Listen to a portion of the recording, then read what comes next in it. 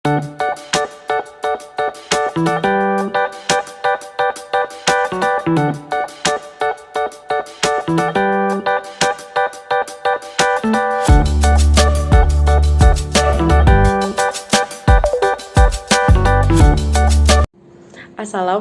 warahmatullahi wabarakatuh. Halo teman-teman semua.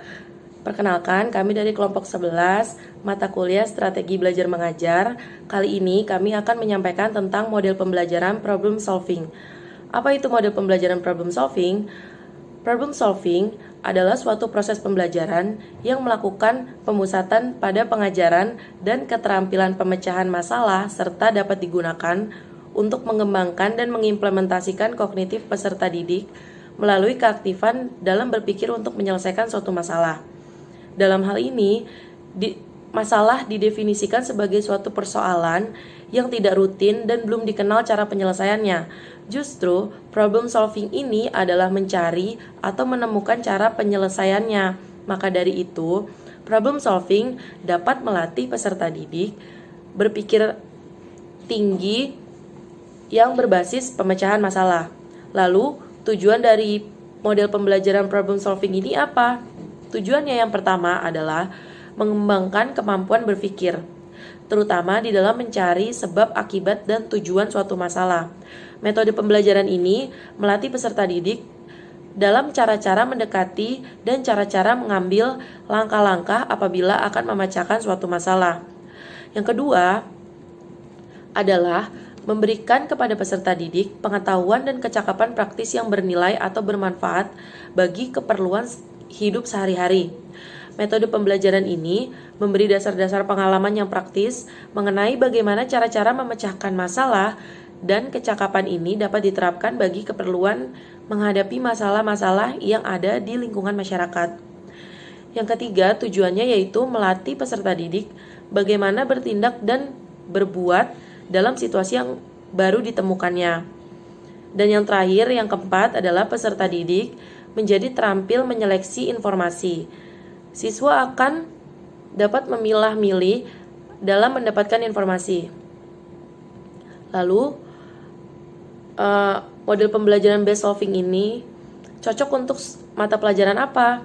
Model pembelajaran based solving ini cocok untuk semua mata pelajaran, yaitu materi yang berbasis memecahkan masalah. Misalnya, pada matematika, kemampuan pemecahan masalah di mata pelajaran matematika dapat diketahui dari soal-soal yang berbentuk uraian.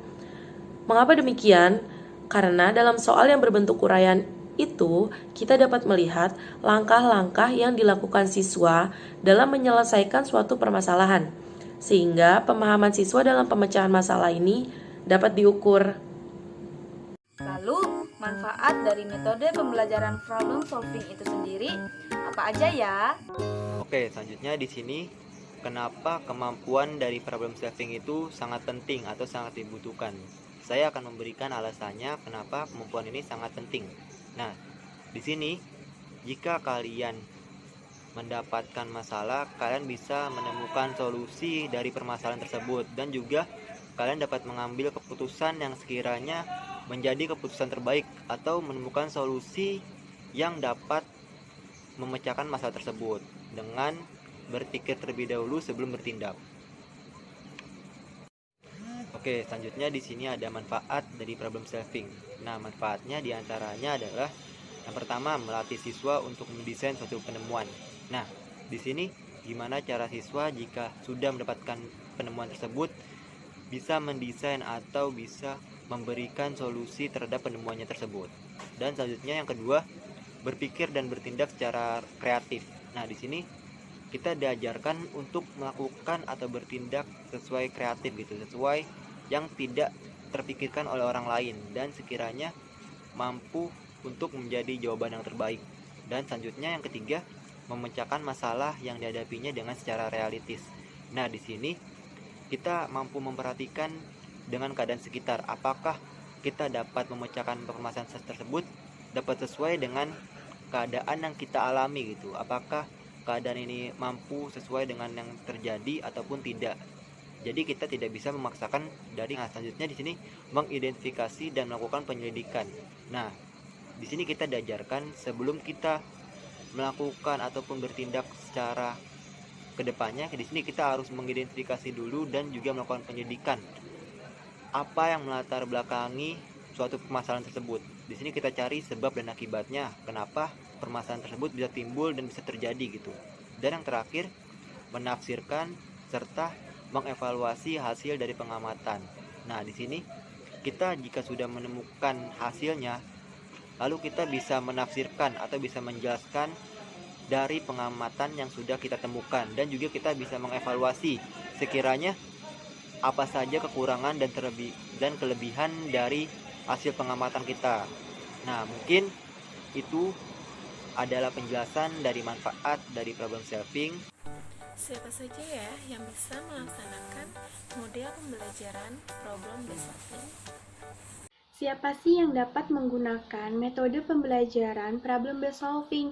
Jadi, semua tingkat pendidikan bisa menggunakan metode pembelajaran ini, mulai dari siswa sekolah dasar hingga mahasiswa perguruan tinggi. Kemudian, kapan metode ini digunakan?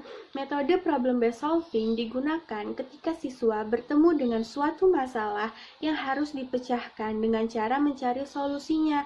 Biasanya, masalah ini diberikan oleh guru, kemudian siswa mencoba memecahkannya, dan di akhir pembelajaran, siswa dan guru sama-sama berdiskusi mengenai masalah tersebut.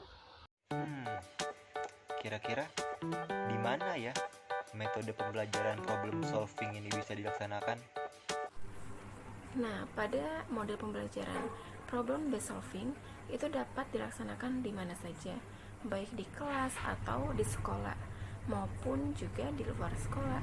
Karena pada model ini pembelajaran yang dilakukan untuk memberi kesempatan kepada peserta didik untuk memecahkan masalah yang sesuai dengan situasi maupun realitasnya di dalam kehidupannya sehari-hari. Terus apa saja sih langkah-langkah dalam melaksanakan mode pembelajaran problem based solving? Nah, terdapat 4 langkah. Pada langkah pertama itu ada klarifikasi masalah, yang artinya pendidik ataupun guru dapat mengklarifikasikan masalah yang meliputi penjelasan kepada setiap siswa mengenai masalah yang akan diajukan agar setiap siswa dapat memahami tentang penyelesaian masalah tersebut. Terus yang kedua itu ada mengungkapkan pendapat. Pada langkah kedua ini, setiap siswa diharapkan untuk mengungkapkan pendapatnya mengenai bagaimana sih cara menyelesaikan masalahnya dengan baik dan efektif. Terus langkah ketiga itu ada evaluasi dan pemilihan.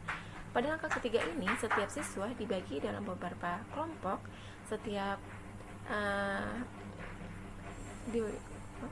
untuk mendiskusikan mengenai pendapat ataupun cara-cara yang cocok untuk masalah tersebut.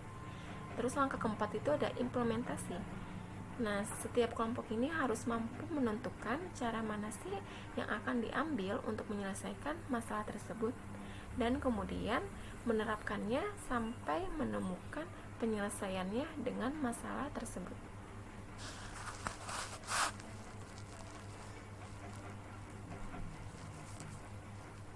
Lalu, apa saja ya kelebihan dan kekurangan dari metode pembelajaran problem solving? Jadi, kelebihan dan kekurangan dari metode pembelajaran problem solving yaitu untuk kelebihan dari problem solving itu sendiri ada 3. Yang pertama, siswa lebih relevan dengan kehidupan sehari-hari. Nah, jadi dalam hal ini siswa akan lebih mudah dalam memahami dan menyelesaikan suatu masalah karena siswa diharuskan untuk lebih aktif. Lalu yang kedua, siswa menghadapi masalah dan memecahkan masalah secara terampil. Nah, ini siswa bisa menyelesaikan masalah yang diberikan oleh guru, misalkan dalam mata pelajaran seni budaya. Nah, guru memberikan tugas sebuah dialog, maka siswa harus bisa membuat dialog itu menjadi lebih terampil dengan improvisasi mereka sendiri. Dan yang terakhir, yang ketiga, siswa dapat berpikir secara kreatif.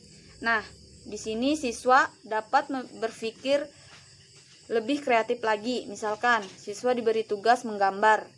Dari gambar tersebut dengan satu bentuk tapi siswa bisa membuat gambar tersebut menjadi lebih banyak bentuk gitu.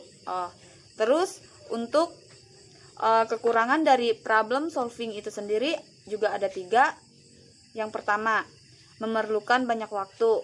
Nah, kenapa memerlukan banyak waktu? Karena banyak langkah-langkahnya dulu, seperti mencari data atau materinya terlebih dahulu, kemudian baru membuat sebuah kesimpulan. Nah, dan yang kedua, melibatkan lebih banyak orang. Nah, karena metode problem solving ini kan biasanya berkelompok, jadi selalu melibatkan banyak orang.